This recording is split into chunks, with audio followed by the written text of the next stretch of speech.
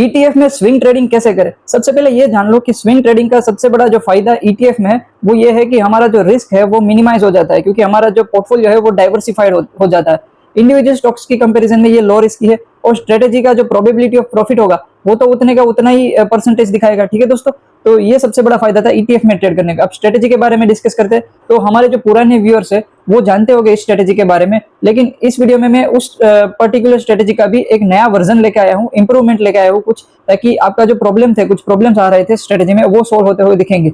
तो दोस्तों नए व्यूअर्स के लिए मैं समझा देता हूँ कि हमारी स्ट्रेटेजी है, हमारी स्ट्रेटेजी का नाम है महा मोमेंटम स्ट्रेटेजी। ठीक है, इसमें हम ईटीएफ के मोमेंटम को कैच करने की कोशिश करते हैं। ठीक है दोस्तों, तो वो कैसे करेंगे? मोमेंटम के लिए हम सिंपली एक इंडिकेटर है आरएसआई, आरएसआई इंडिकेटर को यूज करेंगे। ठीक है दोस्तों, आरएसआई आप लोगों को इंडिकेटर स्टेप पे जाके लगा लेना है, और आरएसआई डिफॉल्ट वाला ही लेना है। आरएसआई के अंदर आरएसआई की इनबिल्ट मूविंग एवरेज भी होगी, तो आपको वो मूविंग एवरेज भी लगा लेनी है। ठीक है, क्योंकि हमें आरएसआई और मूविंग एवरेज दोनों का इस्तेमाल करना पड़ेगा इस स्ट्रेटेजी में।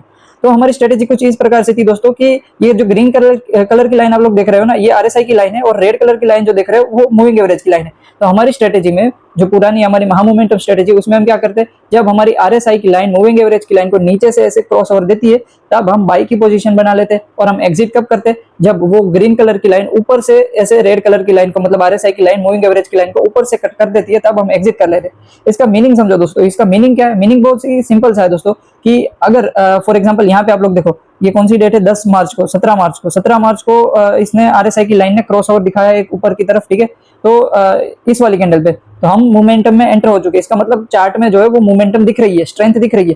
तो हमें सिंपली वो मोमेंटम कैप्चर करना है स्विंग ट्रेडिंग में।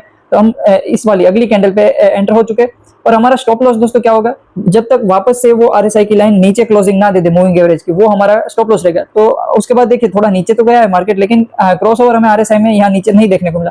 तो हम ट्रेड में बने रहे, और करीब यहाँ पे जाके वापस से ये आरएसआई की लाइन जो है वो ऊपर से क्रॉस ओवर दे दिया है। तो हमारा एग्जिट भी हो चुका है इस ट्रेड में। तो हम रिटर्न अगर मेजर करें तो करीब इस वाली कैंटर पे हम एंटर हो जाते हैं। और यहाँ से लेकर टॉप की मैं बात करूँ तो दोस्तों 20% का रिटर्न इसने दिखाया हुआ है। कुछ 4 महीने का ये ट्रेड का ड्यूरेशन था, और 4 महीने में 20%, मतलब मंथली कन्वर्ट करो तो मंथली 5% का रिटर्न इसने दिखाया।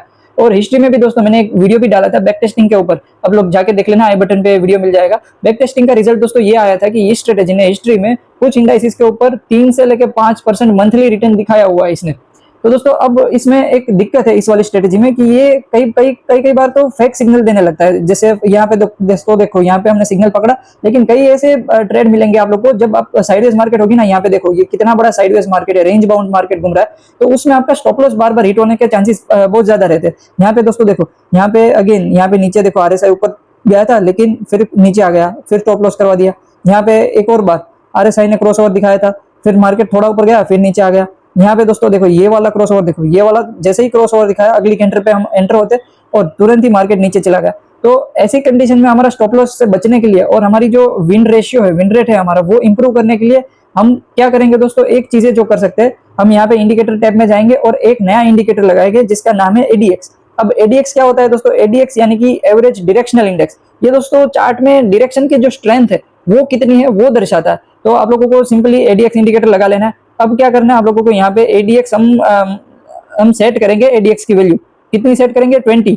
ये दोस्तों देखो 20 के आसपास मैंने एक ग्रीन कलर की हॉरिजॉन्टल लाइन लगा दी। ठीक है, तो हमें क्या करना है, जब भी आरएसआई, हमारा आरएसआई की स्ट्रेटेजी हमें बाय का सिग्नल दिखाती है, तब हम सिंपली एडीएक्स को देखेंगे। एडीएक्स अगर हमारी ये वाली लाइन से ऊपर चल रहा है तो हम वो पर्टिकुलर सिग्नल को कंसीडर करेंगे। अगर एडीएक्स नीचे चल रहा है हमारी लाइन से, तो हम उस सिग्नल को इग्नोर कर देंगे। क्यों? क्योंकि वो सिग्नल जो है वो फेक सिग्नल भी हो सकता है। तो दोस्तों यहाँ पे दोस्तों देखो, अगर मैं पिछली ट्रेड के बारे में बात करूं तो यहाँ पे आरएसआई ने क्रॉस ओवर दिखाया था इस वाली कैंडल पे, तो हम करीब इस वाली अगली कैंडल पे एंटर हो जाते, तब क्रॉस ओवर दिखाया, तब दोस्तों एडीएक्स की वैल्यू देखो कितनी नीचे, एडीएक्स की वैल्यू 27 चल रही है और हमारी ग्रीन लाइन से भी ऊपर चल रही है। तो इसका मतलब इस सिग्नल को हम कंसीडर करेंगे, ये वाला सिग्नल हमें प्रॉफिट दे सकता है। ठीक है दोस्तों, तो देखो ट्रेड में हम एंटर हो चुके होते तो इसने हमें ट्रेड में सक्सेसफुली प्रॉफिट दिखाया।